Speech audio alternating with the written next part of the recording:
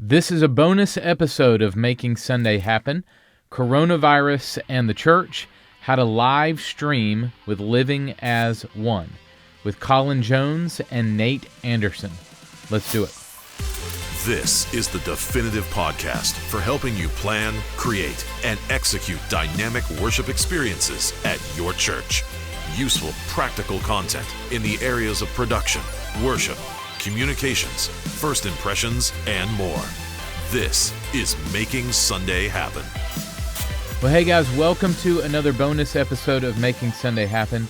If you missed our other bonus episodes this past week, please jump back and watch those.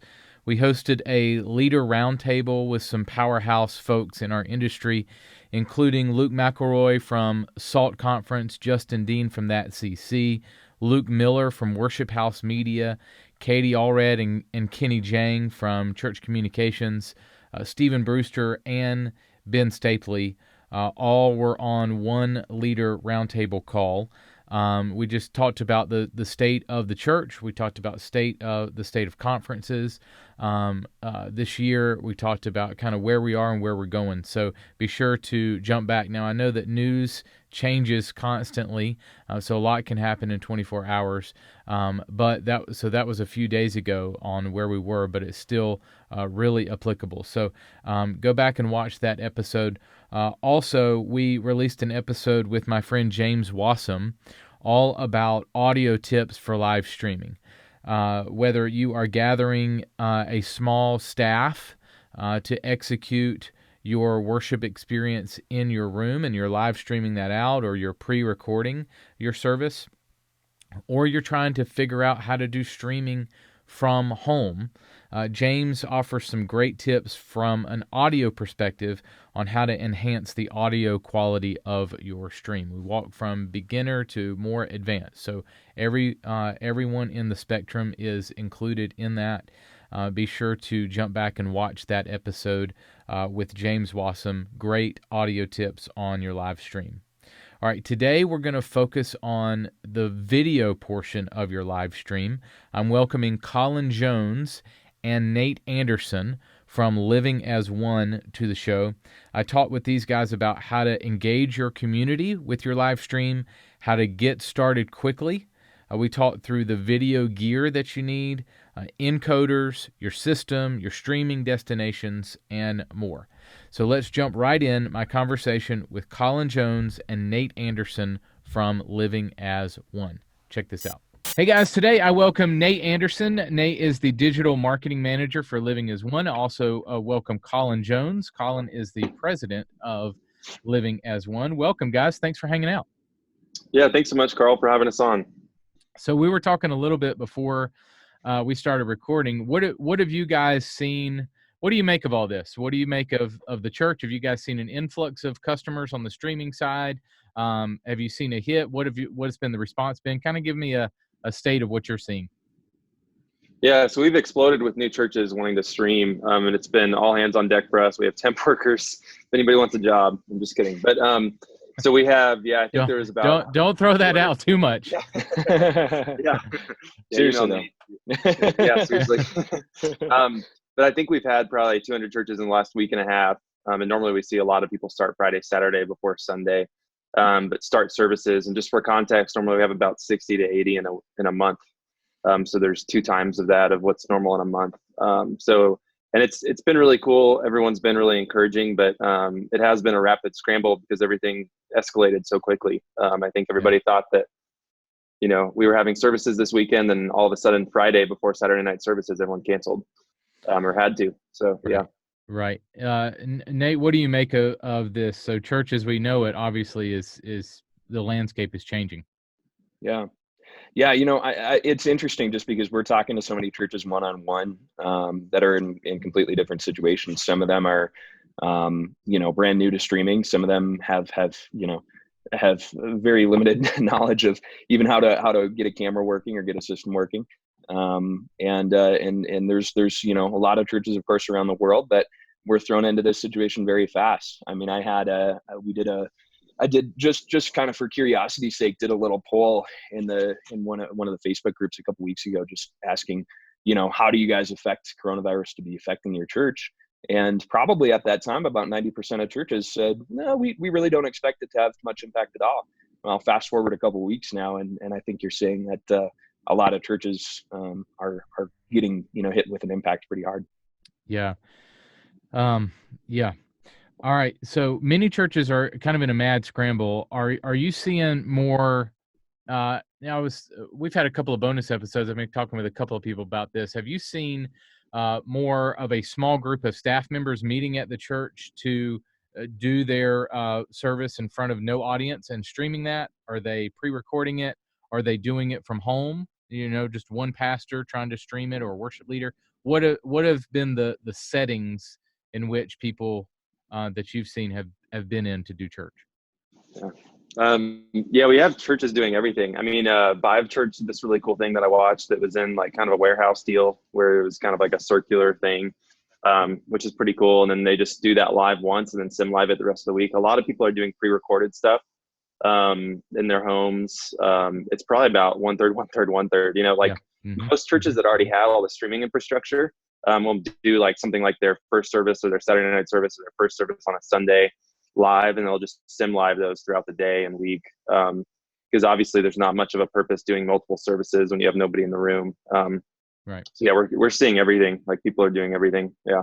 Yep. And people are actually preparing to do it in their homes, which is interesting. Like, there's a lot of people buying like our portable encoder because they're like, hey, if this gets crazy and if it's mandated for everybody to stay at homes, we want our pastors to have an encoder there, which is pretty wild.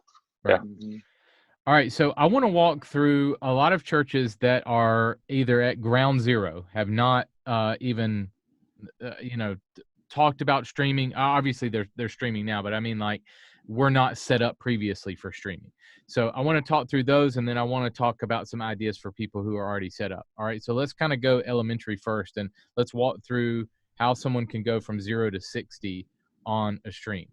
So you guys have put together a resource on your site that kind of walks through a 4-step process. So I want to hit those real quick. So I want to talk about step 1 is your video setup or your gear. So Nate, do you want to talk about maybe cameras, switchers, audio? Let's hit those 3 things and walk through what someone would need to start a stream. Yeah, for sure. Well, I think what's important to remember, for a lot of churches is, you can really start where you are. And a lot of times you can start with the gear that you already have. Right. And it doesn't need to be fancy. It just needs to be something that's practical and something that gets the message across and something that's stable, something that's not going to drop out or have issues. And we'll get kind of more into that with steps 2 and 3, of course, as well. But I think that's the biggest thing for churches. And I tell them a lot of times too, audio is really like 70% of your video, where if you have a video stream or you're streaming, but the audio or the video isn't quite what it should be, well, that's going to impact a lot harder if you can't hear anything than what they're saying. So, Right. really strategically focusing on some of those pieces, focusing on excellence, even in the midst of kind of chaos of, okay, how do we practically do this? Let's not do something fancy. Let's do something practical that's going to provide a good result. And for a lot of churches, we need to focus on that happening at a low cost as well, just with everything else going on. So we have some camera recommendations on there that we've chosen specifically kind of with this in mind of starting with something that's simple but going to provide a good result.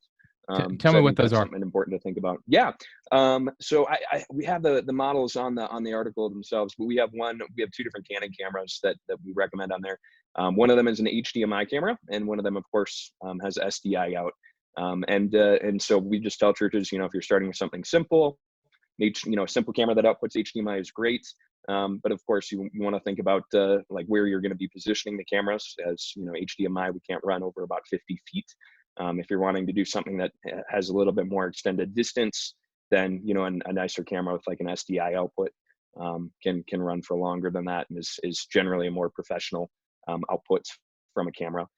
So thinking about those things, just how you're going to interface as you walk down the system into the encoder, into the other pieces, is good as well. But yeah, a lot of churches have a camera that they've used for recording that they can adapt. But then thinking about audio, how it integrates into the camera. Of course, We don't just want to use an internal microphone on a camera. We want to pull in a source, a good output source, either at bare minimum a house mix from the the mix coming from the mixer. Of course, we won't have a whole lot of audience mics generally in this time without people in the audience, but being able to have a mix that's specifically designed for online is great. Otherwise, just something coming from the pastor's mic is good as well. So having that, going into the camera or else going into the switcher, and then going into the encoder that way is great. And then, for as far as like switchers and different video mixers go, we talked to a lot of churches that are using different solutions. A lot of churches that have used Wirecast or have used, vMix or OBS or systems like that in the past. And those systems, we can talk a little bit about the encoding protocol and kind of how ours is different, but they use RTMP for encoding. So they're not generally very good encoders, but they work really well for switching sources. So a lot of churches will take it into a software switcher like that. Or else, probably 70% of our churches use the Blackmagic ATEM TV Studio.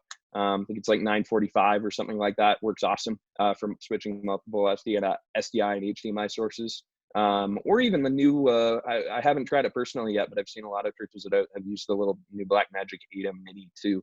It's like 295, has, a few HDMI sources. And then, the only bummer is it doesn't have a multi-view, so you don't have a preview of the sources, but would likely work well if your cameras are close up to where you are, But yeah, again, it doesn't have to be fancy. A couple of pieces of equipment, a good camera, something to switch between multiple sources if you need to. And then again, really, really focusing on that audio, on getting good quality audio into your mix, is probably the three biggest pieces of getting up and running. You mentioned this a little bit, but tell me about the encoder. What encoders do you recommend? What encoders do you guys provide? Yeah. Collin, do you want to go over that one? Sure. Yeah. So then kind of the difference between our encoder versus everything else is that it resends data on a delay. And so normally with OBS, the way that the public internet was made, has packet loss in it. And so I'm sure that you guys have all watched smaller churches streams before and stopped watching them because of all the buffering and stuff like that. About 70% of people are already gone by the second buffering wheel. And so this product was actually created out of the frustration of that, it was all the way up to like an elder decision, because at our church, we wanted to have an online campus, but we couldn't prove it as much because so many people were leaving the stream because even though we had fiber internet, it was just the way that the internet's made, it can't deliver every frame. And people don't watch buffering. And so if you're going to stream, we recommend doing it resiliently, and you can do it for pretty cheaply with our encoders. And so we have one encoder that's like $1,300 that you can do on a monthly for like $59 a month or something like that. And then the other one, and you own it after you pay for it. And then the other one is the Prism one, which is more of a server grade unit that's like $3,000. And I would think too, I think Nate echoed this in all of his deals and did a really great job, but I would think too about your infrastructure after coronavirus. If you're spending money and needing to buy cameras and all that, it's not that, it's probably about the same amount, just a slightly different camera, or those camera recommendations are stuff that works really well in a broadcast room once you go back to your normal services. Right. A lot of people right now are buying stuff that's made for, different, like really bright lighting, like different cameras like that are just consumer off the shelf, whatever, that do not work well in a broadcast environment. And those are why we recommend those cameras, is because they work well with low light and in broadcast scenarios, so that after all the coronavirus stuff, they're still usable. They're not just thrown away, Right, Yeah. right. Tell me about the web platform service that you guys provide and some of the plan options there. Yeah, so I can go. So we have plans anywhere from $100 to $400 a month. It kind of depends on where you want to go, and this gets into a strategy deal. So like, are you familiar with Church Online platform, Carl? Yeah. I'm happy to explain it. Do you think your audience is already? No, okay. I would go ahead and explain what that is. Okay, awesome. So Church Online platform is a free resource. It's basically like a WordPress for church online. Life Church made it, and then they developed it in a scalable manner, and then gave it out to everyone. So I think they had like 3,000 new, and we work really closely with them, and they have like 3,000 new churches on it like last weekend, which is obscene. That's crazy. And I think there's 21,000 churches on it total, or 21,000 accounts. I don't know the exact numbers. But it makes chat, schedule, giving, contact us really easy. And something that I would focus on is a lot of churches want to stream to YouTube and Facebook, but the watch times for those platforms are really low. Like Facebook they're amazing for marketing, but Facebook has about a 2 to 5 minute average watch time. YouTube has about a 15 to 25, but your website or church online platform has about 30 to 45. And a lot of times we see in the 50s with our stuff because it's longer retention. And things like, they're going to click on the give button, especially now, because that's important, or the join a community group button, or the whatever you want them to do button, instead of clicking on the cat video or the friends who just got engaged. You can embed YouTube in church online platform, but keep in mind, YouTube's obviously incentivized to pull people to their platform. And so they always want you to click on the YouTube button or on the suggested videos. And if you're a small church, you can't do those settings to where the suggested videos are your videos. Even if you do, they click away to their platform. And so we recommend doing an embed code if you can afford it. The plans for that start at like $200. And then they go up from there. But yes. And then, so it's, it's kind of the difference of one person giving per month, but you'll have way more people engaged. And afterwards too, and that type of personality, the more that you can get engaged people online on your website, obviously the more retention that you're going to create over time on your stream, and et cetera. And we can talk about, there's kind of, I don't know, Carl, did you already do one on like the strategy of streaming, like the front door, side door, digital door? No, go ahead and get into some of that. Yesterday we did one on audio tips for live streaming. So we just focused on the audio portion of your stream, but we haven't gotten into strategies yet. So feel free to dive. Awesome.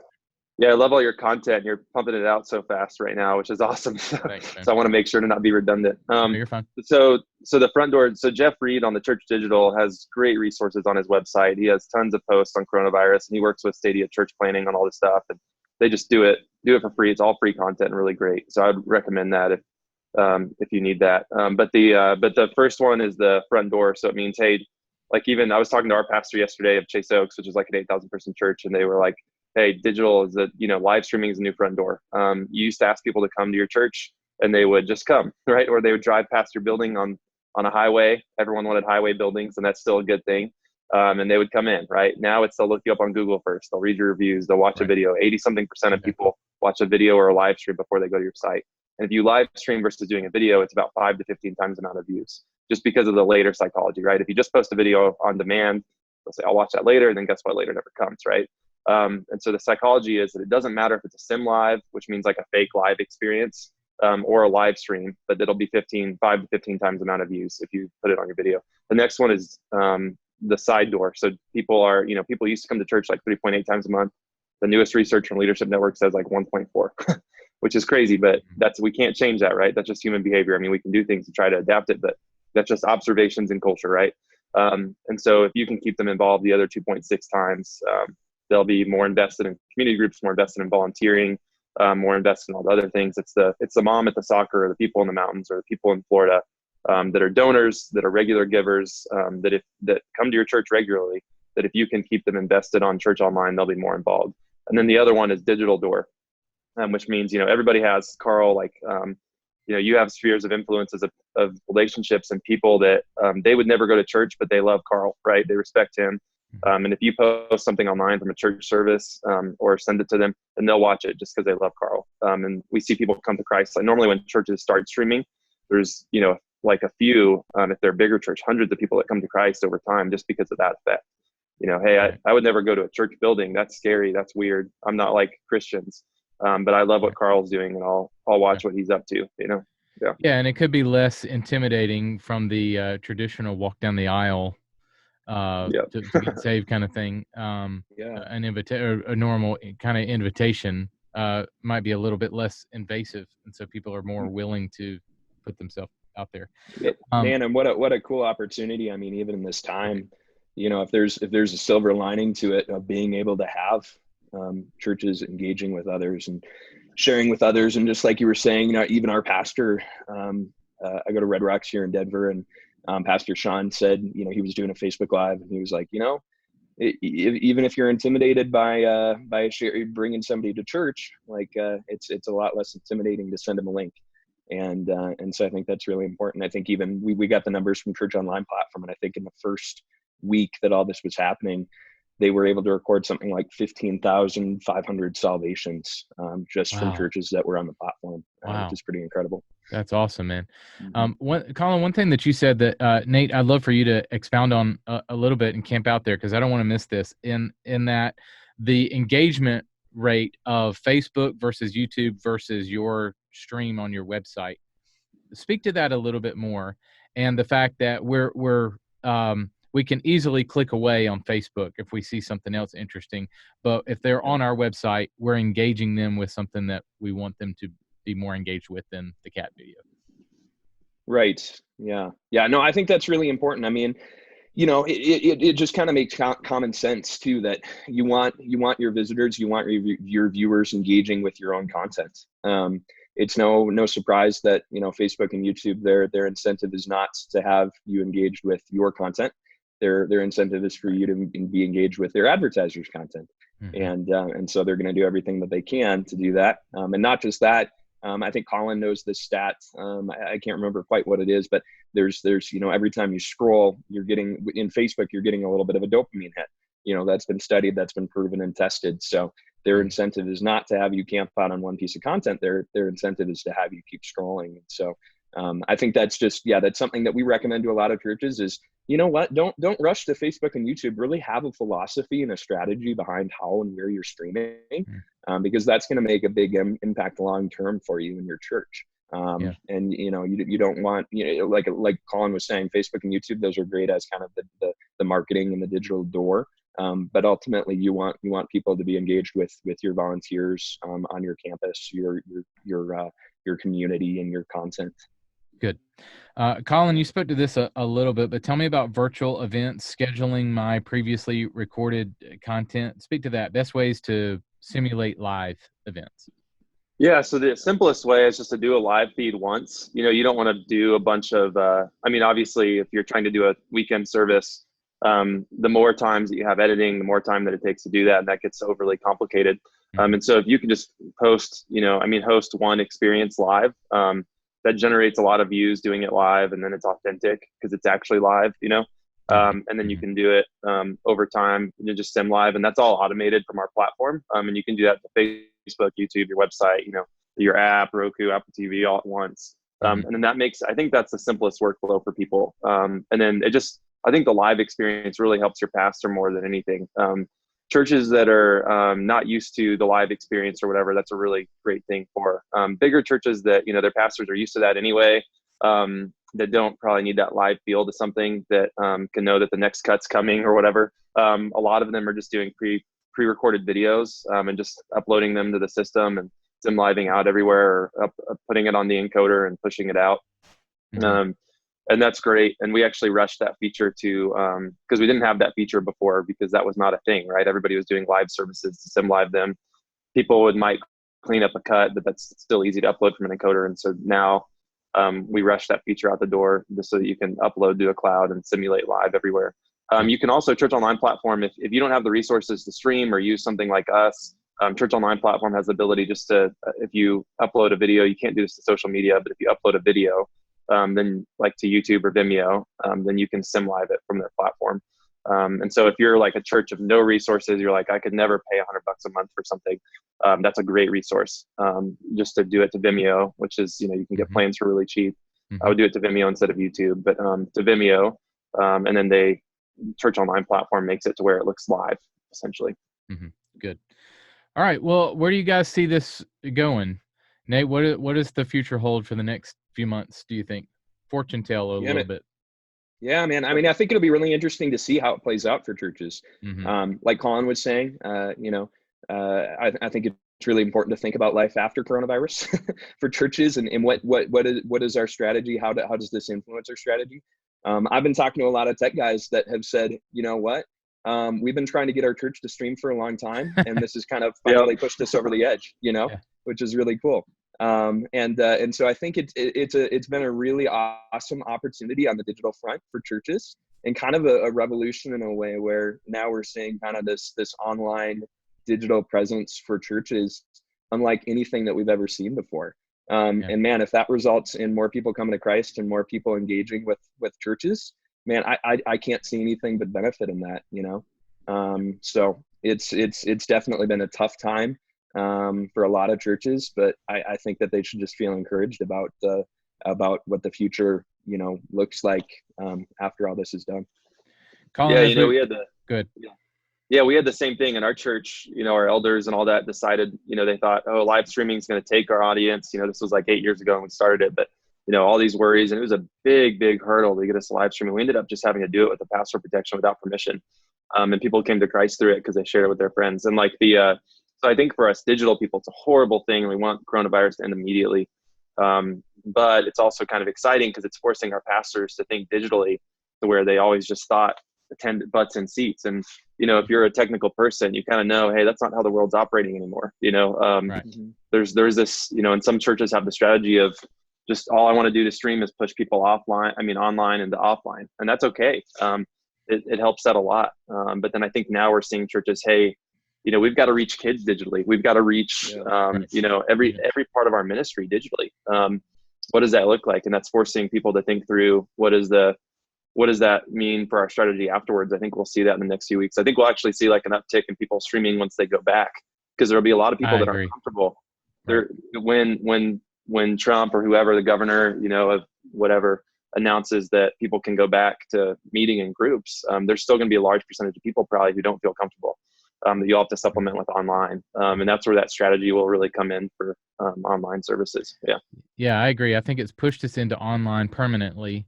For the most part, as we go back in and get back to normal life. I agree with you. I don't think the online presence that we've established during coronavirus, some of them for the first time, I don't think that's going away. I think they'll keep it. So awesome. Well, tell us how we can get a hold of you guys. Obviously, livingasone.com is your website. For those of people who might be listening and watching, thinking, well, how do I get started? Livingasone.com. There's the blog post that we've covered content on is right there on your homepage. Tell us how we can sign up for the service. Yeah, we can go. So if you go to livingasone.com, we've got a COVID-19 just big button to click on, because it's crashed our technology is very scalable, no problems. We can handle 10x of that. But we moved all sales pretty much to online and group demos. And so just click on that. That's all information you need. You can buy from the site. You can reach out to one of us if you need questions answered. You can call, text, or email, whatever. We're happy to help. Yeah. Awesome. Well, thanks guys for your time. Appreciate it. Yeah. Thank you so much, Carl. The show notes for this episode are available now at makingsundayhappen.com. Well, hey guys, as I leave you, I want to again tell you about a great free resource for your church that Steve Dirks from our team and our design team has put together. It's called the Ultimate Live Streaming Guide. It's a 12-page book filled with resources, and also gives you a step-by-step guide to how to set up your church's live stream. We've heard the top 3 questions that you guys are dealing with are, how do I handle my live stream? How do I get that up and running? And 2 is kids, 3 is students. So we're going to be releasing some resources for you to help you with your kids and student ministry streams and engagement with your kids and students. But for now, we want to tackle that first one and give you a resource to get your stream up and going. So this is it. It's 100% free, 1230.media/live-stream guide. 1230.media/live-stream guide. Again, it's 100% free. Steve walks through how to set up your stream, how to do Facebook Live, how to go live on your church's website, the best streaming providers to use, and all that stuff. Okay? 1230.media/live-stream guide. Well, thank you so much for joining me on this special episode of our podcast. We have more resources coming out just for you.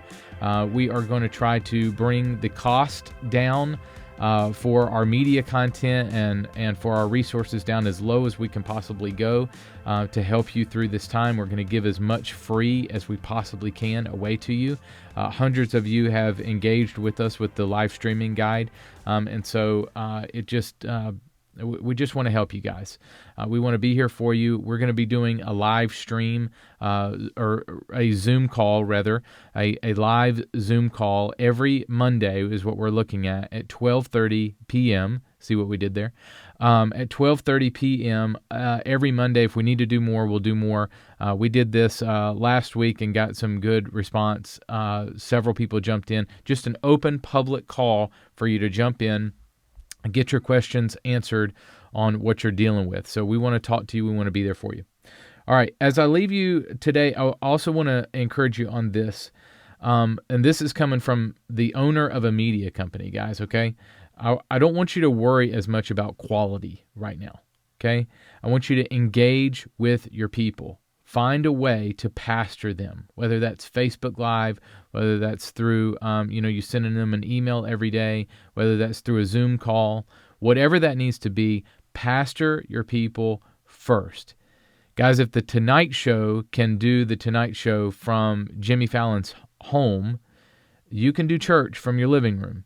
And it's not going to matter. People are not going to care too much about the quality. You want to make it the audio level, you want to make the audio quality as good as you can. You want to make the video quality as good as you can. We're going to give you resources for that. We're going to help you with that. But at the end of the day, pastor your people.